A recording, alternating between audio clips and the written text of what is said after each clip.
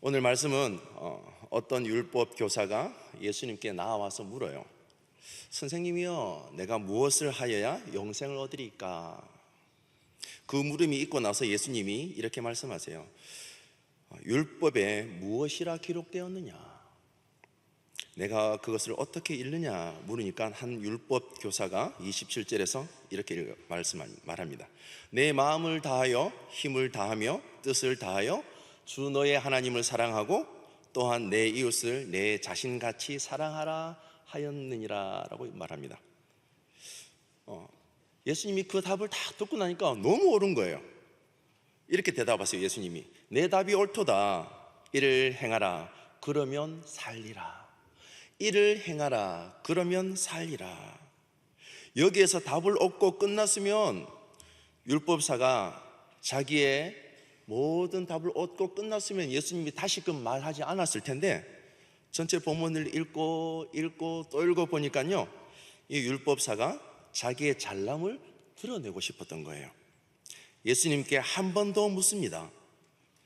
그 사람이 자기를 옳게 보이려고, 한 율법사가 자기를 옳게 보이려고 예수께 여짜오되 그러면 내 이웃이 누구니까? 라고 물어요. 이 율법사는 나름대로 자신이 율법을 다 준수했기 때문에 이렇게 묻고 나면 자신이 정하고 있는 이웃의 한계를 정하고 싶어 했을 겁니다.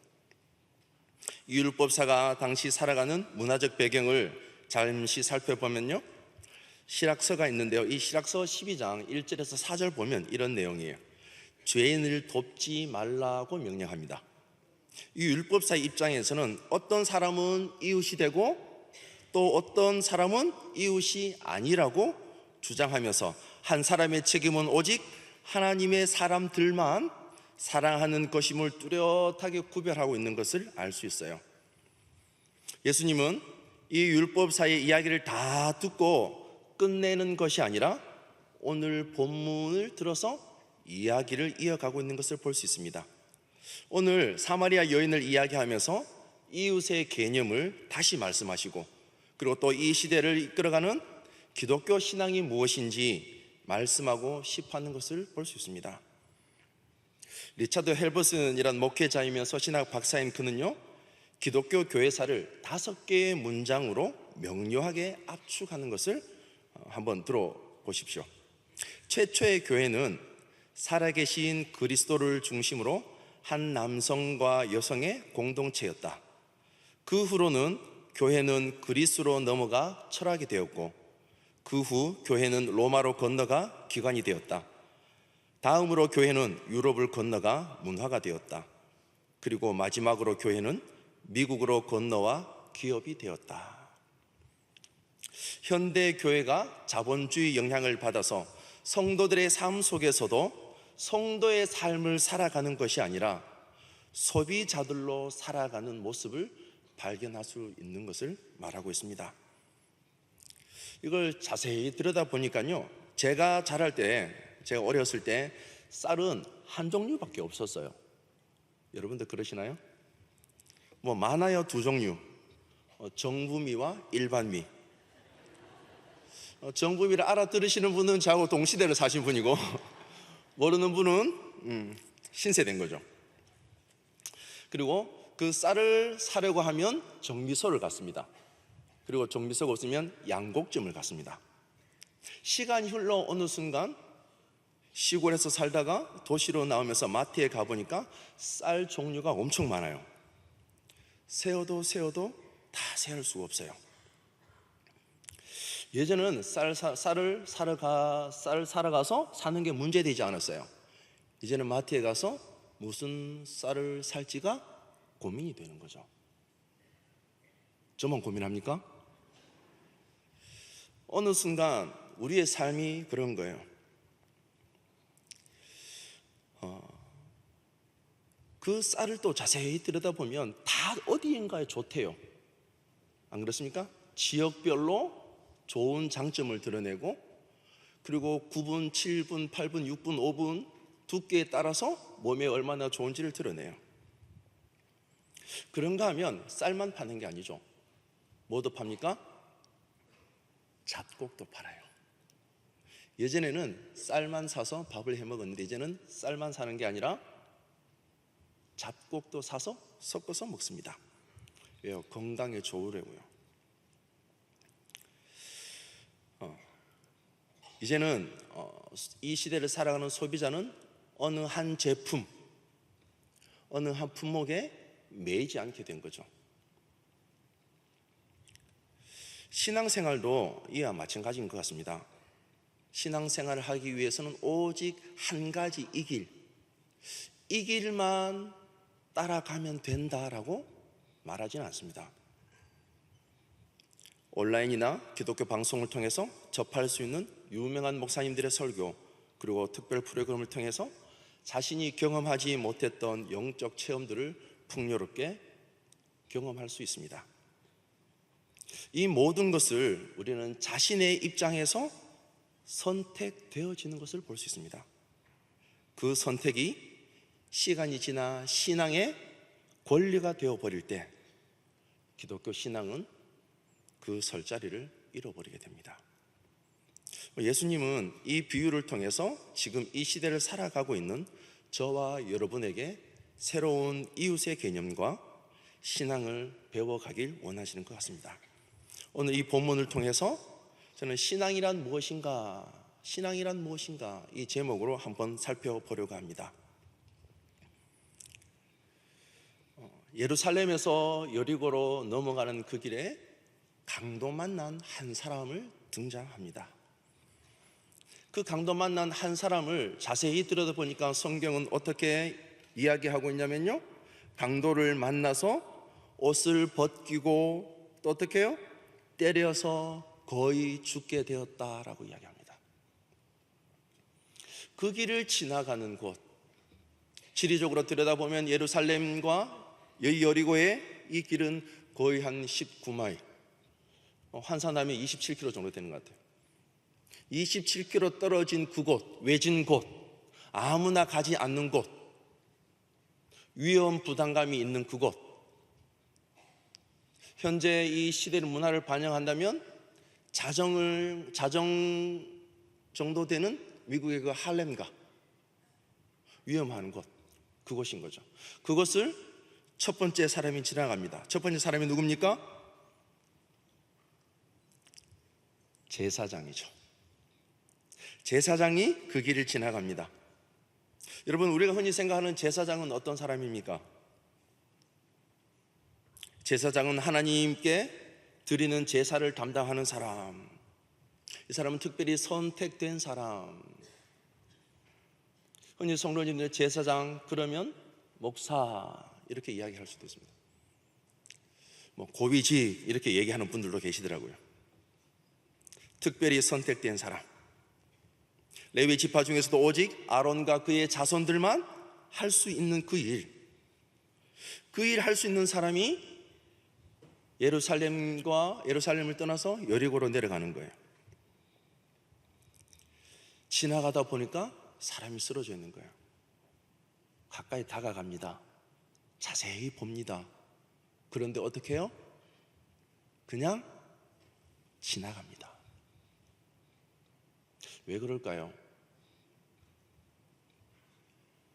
그 당시 제사장은 죽은 시체를 만지면 부정해서 가까이 가서 보고 죽은 것 같아서 손을 대지 않고 그냥 지나갔을까요?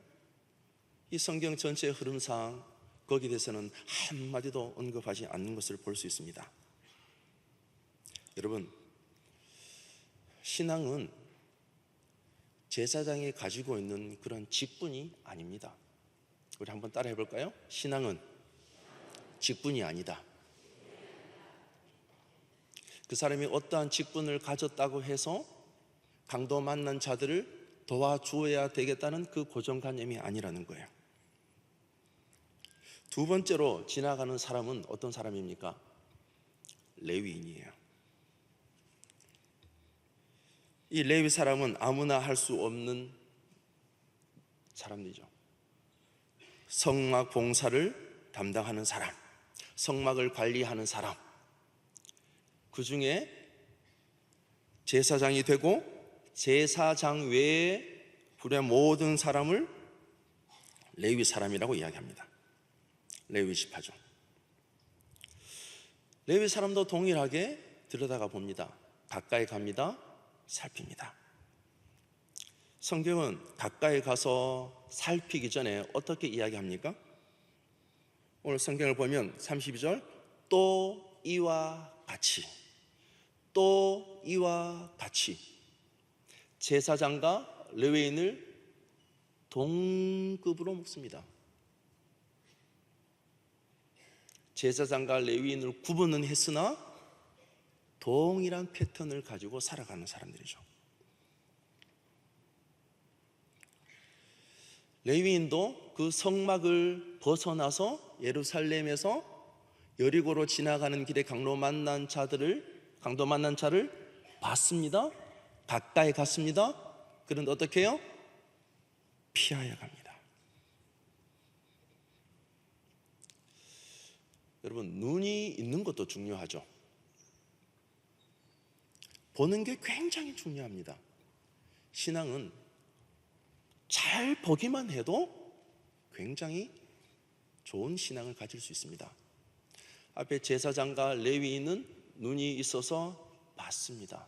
귀한 거죠. 다른 사람 눈에는 안 보였을 텐데. 이 레위인은 봤습니다. 봤는데 또 이와 같이 어떻게 해요? 가까이 가서 또 피했다라고 성경은 이야기합니다. 무슨 얘기를 하고 싶은 것일까요? 레위인은 그 당시 성막 관리를 하면서 성막에 관한 지식이 있어야 되는 거죠. 어렸을 때부터 철저하게 지켜야 되는 거예요. 지식인을 말하는 거죠. 오늘 성경은 신앙에 대해서 다시 한 번 더 이야기합니다. 우리 다 같이 한번 따라해 볼까요? 신앙은 지식이 아니다. 많이 알고 있다고 해서 신앙이라 할 수 없는 거죠. 많이 알았지만 제사장과 이 레위인의 공통점은 무엇입니까? 이 성막을 떠나서는 아무것도 확인할 수 없다라는 사실이에요. 우린 교회에 다 들어와서 교회에서 중요한 직분을 받았습니다. 중요한 곳에서 곳곳에서 섬깁니다. 아무나 할 수 없는 거죠. 지원을 받아야 되고 허락을 받아야 되고 곳곳에서 섬깁니다. 그런데 이 예배당을 벗어나서는 신앙인이라고는 알아보기 힘든 삶. 오늘 성경은 그것을 이야기하고 있죠. 신앙은 직분도 아니고 신앙은 지식인도 아니고 첫 번째는 제사장이요, 두 번째는 레위인이요. 그러면 세 번째는 누가 나와야 될까요? 세 번째는 누가 나옵니까? 사마리아인이 나오죠. 원래 교회에 직분대로 내려오면 제사장이 나오고 레위인이 나오면 그 다음에는 유대인 평신도가 나와야 돼요. 근데 유대인 평신도가 나오질 않아요. 교회를 전체 섬기고 있는 중요한 직책을 가진 자, 그것이 중요하지 않다는 거죠. 곧바로 사마리아인이 등장합니다.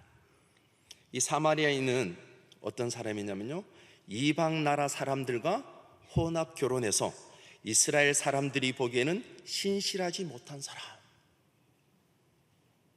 혼합 결혼을 해서 신실하지 못한 사람, 아무리 잘해도 인정받기 힘든 사람, 아무리 잘해도 인정받기 힘든 사람이 등장합니다.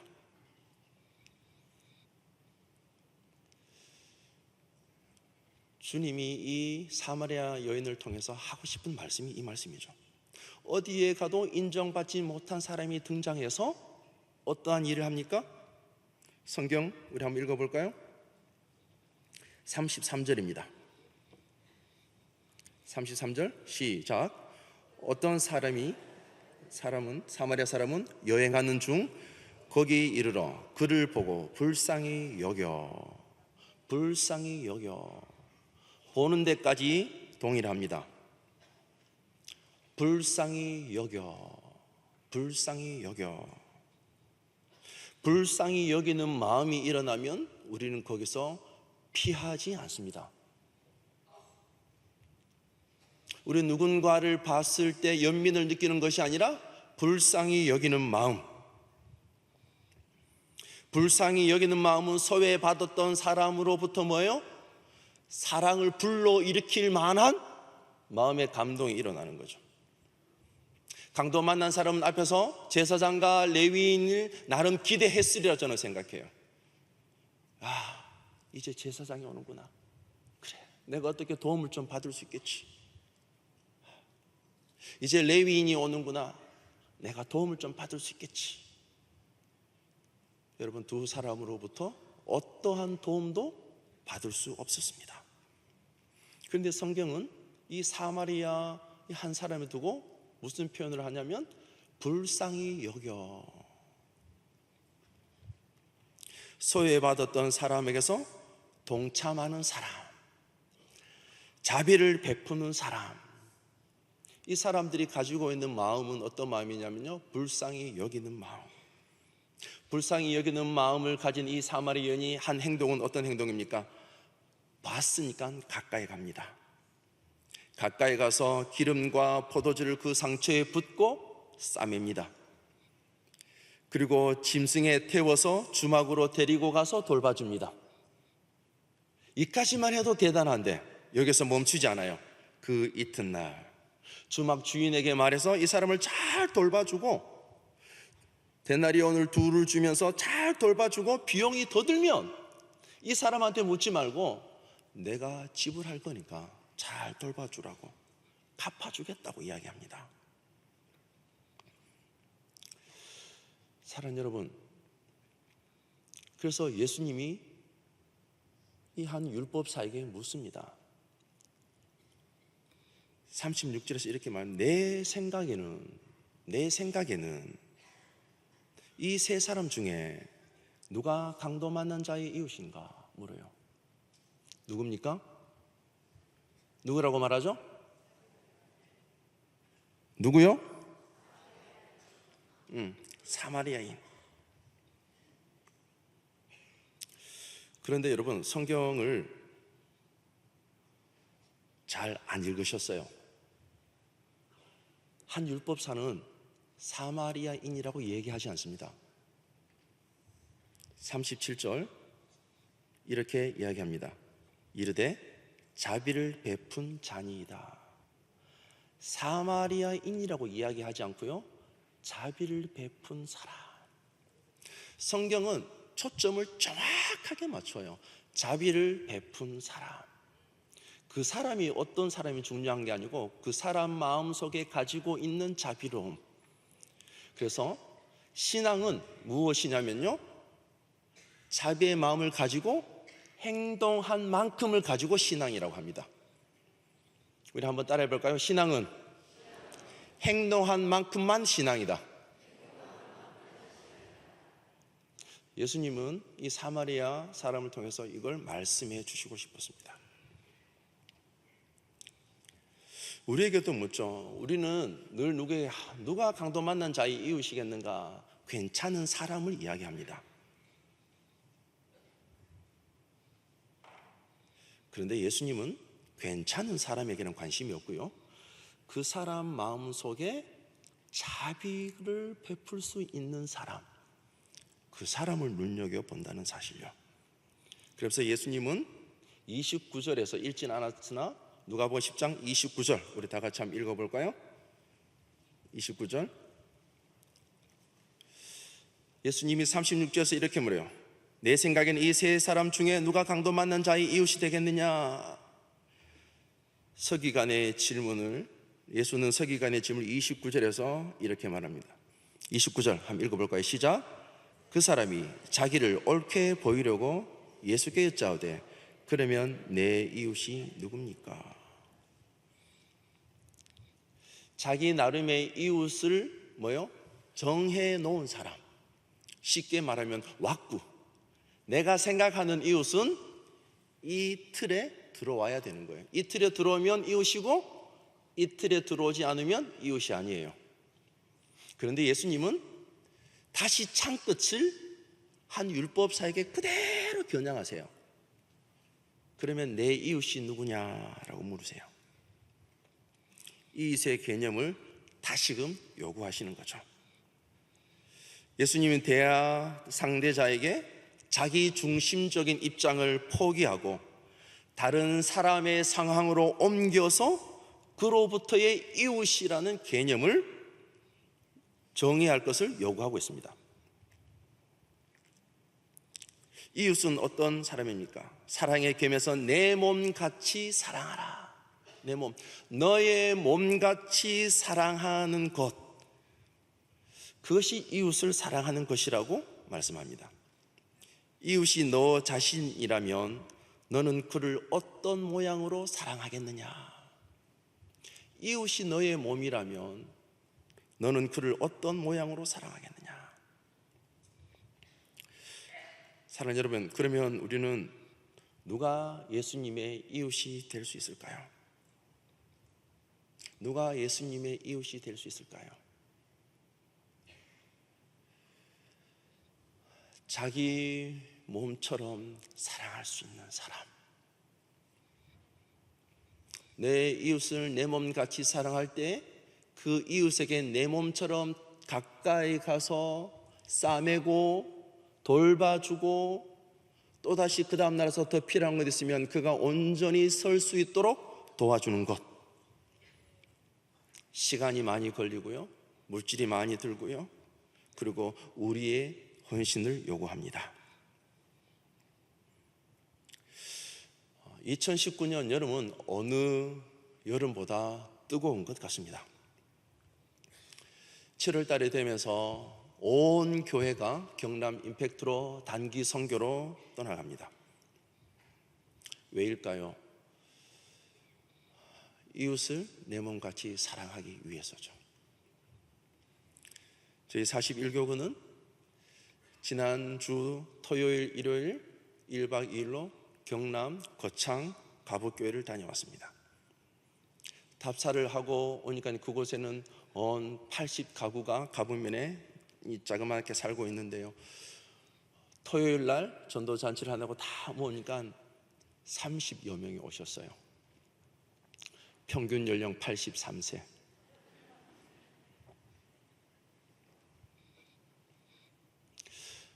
그런 어르신들에게 누가 이웃이 되어줄 수 있을까요? 그래, 광고를 하고 저희 교구에서 어린이로부터 어른에 이르기까지 온 세대가 55명 정도가 경남 임팩트를 다녀왔습니다.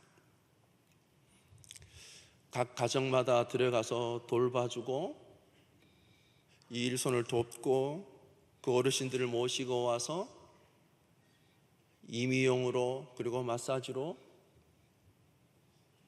그리고 의료 선교로 생겼어요. 어르신들이 처음에는 어색한 표정으로 있으셨는데요, 시간이 지나면서 너무 행복한 표정이셨어요. 지금까지 자기네신들이 소외되고 있었다고 느꼈는데 어느 한 교회에서 듣도 보도 못한 사람들이 아는 것처럼 다가와서 섬겨준 거죠. 그 사랑을 받고 나서 돌아가서 그 다음 주일날 아침이었습니다. 주일날 아침에 본인 교회 오기가 너무 힘드니까요, 시골에서는 교회 안 다니던 사람이 교회 가는 게 굉장히 힘들어요. 그래서 그 받은 사랑을 어떻게든 표현하고 싶은데 교회에 오기는 힘든 거예요. 그래서 교회 나가는 성도님한테 작은 봉투를 맡기셨어요. 어제 온 사람들 너무 고마워서 그냥 보내면 안 될 것 같아서 아이스크림 사 먹으라고 전해주셨어요. 여러분, 우리는 자비를 베풀고 무엇을 원하는 건 아니지만 온전한 자비가 베풀어졌을 때 따뜻한 사랑이 전해온다는 사실 여러분 믿으십니까? 아멘. 또 본인은 못 가지만 따뜻한 사랑을 전하 싶어서 간다고 하니까 다른 교구에 계시는 한 성도님이 가북면에 살았다는 그 이유 하나만으로 자그마한 봉투를 보내주셨어요. 가서 잘 섬겨달라고. 저는 저희 교구만 가북면에 관심이 있다고 생각했는데 아니더라고요. 가북에 살아온 곳, 가북에서 살다 오신 분, 전혀 알지 못하지만 사랑을 베풀어 가는 그곳, 자비가 필요한 그곳에 다가가는데 온 식구들이 마음을 모아준 일, 그리고 본인은 갈 수 없으나 또 이렇게 돕고 싶다고 보내온 손길. 저는 모든 그 손길들이 예수님의 이웃이다라고 저는 그렇게 받아들이고 싶습니다. 오늘 오후 예배에 나온 저와 여러분에게 한번 다시금 물어봅니다. 사랑하는 여러분, 이 땅에서 가장 큰 강도를 만난 사람은 누구일까요? 저는 한 번도 생각해 보지 않았는데요, 이 말씀을 묵상하고 마무리하면서 이 땅 가운데 가장 큰 강도 만난 사람이 누굴까요? 예수님이에요. 예수님은 이 땅에 오셔서 그렇게 많은 사람을 도우시고 칭찬을 받은 것이 아니라, 사랑을 받은 것이 아니라 옷을 벗기시고 매 맞으시고 죽으신 역사적으로 가장 큰 강도를 만나신 분이 바로 예수님이세요.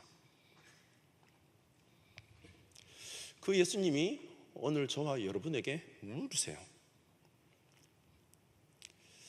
누가 나의 이웃이 되겠느냐? 누가 예수님의 이웃이 되어줄 수 있을까요? 저는 지난날 살면서 6남매로 자랐는데 늘 자취생활하거나 혼자 있을 때나 돈이 부족하거나 아플 때나 슬플 때나 외로울 때가 많았어요. 그리고 괴로울 때도 많았어요. 오늘 이 말씀을 묵상하면서 이 얘기를 꼭 하고 싶어요. 우리는 늘 노래를 부르죠. 내가 진짜 괴로울 때 누가 나를 위로해 주나? 아니면 내가 진짜 서러울 때 누가 나의 눈물을 다 받아주시냐? 내 인생 가운데 씁쓸할 때나 그리고 기쁠 때나 인생의 어두운 밤을 만났을 때 누가 나의 진짜 친구가 되어주나? 계속 생각해 보니까 진짜 나에게 다가오셔서 이웃이 되어준 분, 그분이 바로 예수님이셨어요. 이렇게 묵상하다 보니까 노래 한 구절이 생각이 나요. 우리 윤복희 씨가 부른 노래인데요, 아시죠? 내가 만약 괴로울 때면, 이거 불러야 되는데 참 부르긴 뭐하고, 한번 들여다봅시다. 내가 만약 괴로울 때면 내가 위로해 줄게. 여기서 내가 누구예요? 나. 내가 왜 괴로울 때면 내가 위로해 줄게. 여기서 내가 누구죠? 예수님이시죠. 내가 만약 서러울 때면 우리 주님이 눈물이 되어준대요. 어두운 밤 험한 길 걸을 때 내가 너의 등불이 되어준대요. 내가 한 번이 아니더라고요. 가사를 찾아보니까 이렇게, 내가 눈물이 되리 어두운 밤 험한 길 걸을 때, 여러분 어떻게 하죠? 내가 너의 등불이 되리. 이 곡은 원래 가스펠이었습니다. 근데 이 노래가 쭉 지나가면서 마지막에 이렇게, 나는 너의 영원한 형제야, 나는 너의 친구야, 오 나는 너의 영원한 노래요, 나는 너의 기쁨이야. 그러면서 이렇게 다 끝날 것 같은데 그 노래 속에 이렇게 고백해요. 내가 만약 외로울 때면 누가 나를 위로해 주지? 그러면서 여러분 어떻게 이 노래가 맞춰지나요?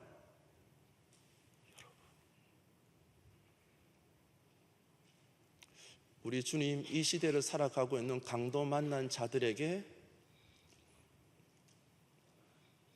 주님은 이웃이 필요하다고 말씀합니다.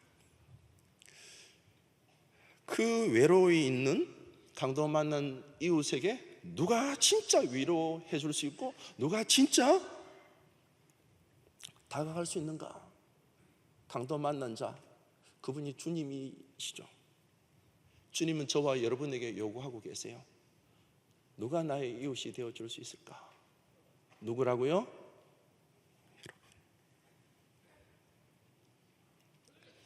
우리 인생 가운데 최고의 위로자이시요 최고의 소망이시고 저와 여러분에게 찾아오셔서 친구가 되어주시고 영원한 노래가 되어주신 그분이 저와 여러분을 이 시대 가운데 부르고 계십니다. 직분도 아니고요, 지식도 아니고요, 어떻게 해요? 행동을 요구하고 계세요. 자비를 요구하고 계세요. 함께 하자고 말씀하십니다. 사랑하는 여러분, 우리가 머물러 있는 이 예배당을 벗어나면 아무것도 아니고 그냥 가까이 와서 보고 피하는 자가 아니라 이 예배당을 벗어나서도 여전히 이웃으로 살아갈 수 있는 저와 여러분들 되시길 주의 이름으로 축원합니다. 그래서 이 시대에 행동한 만큼 신앙으로 보여줄 수 있는 저와 여러분들 되시길 주의 이름으로 축원합니다. 기도하겠습니다. 하나님 감사합니다. 소비 시대를 살아가고 있는 이 시대 가운데 우리의 필요를 따라 소비를 하며 살아가고 있으나 기쁨이 없고 하나님 만족이 없음을 고백합니다. 신앙생활을 하면서도 여전히 내가 필요한 것만 선택하며 살아갈 때가 얼마나 많은지요. 오늘 말씀을 통해서 신앙은 직분이 아니요, 신앙은 지식이 아니요, 신앙은 내가 행한 만큼 신앙이라고 말씀하신 것처럼 우리가 살아가는 모든 삶 가운데 위로가 필요한 그곳, 도움이 필요한 그곳에 기꺼이 다가가서 싸매고 고치고 돌봐주며 필요한 것들을 팔아서라도 하나님 갚아줄 수 있는 우리 모든 성도들 될 수 있도록 인도하여 주옵소서. 우리 인생 가운데 외로움을 겪을 때, 눈물로 밤을 지샐 때 내게 찾아오셔서 등불이 되어주신 주님, 그 주님이 진정 필요한 그 손길, 주님의 손길이 필요한 그 가정에, 그 지역에, 그 나라에, 그 열방에 이 자리에 나온 온 성도들이 마음을 모아 주님의 이웃이 되어줄 수 있도록 주님 큰 은혜 허락하여 주옵소서. 닫혀져 있는 하나님 아버지 명안을 열어주시고 닫혀져 있는 마음을 열어주시고 하나님 멈춰서 있는 걸음을 하나님 아버지 인도해 주셔서 온 성도들이 걸어가는 모든 골목골목마다, 가정마다, 기업마다, 직장마다 놀란 하나님의 위로가 울려 퍼지는 한여름 되게 하여 주옵소서. 오늘로 우리를 통하여 위로의 손길을 기다리시고 그 위로의 손길에 우리를 사용해 주실 주님을 기대하오며 살아계신 예수님 이름으로 기도하옵나이다. 아멘.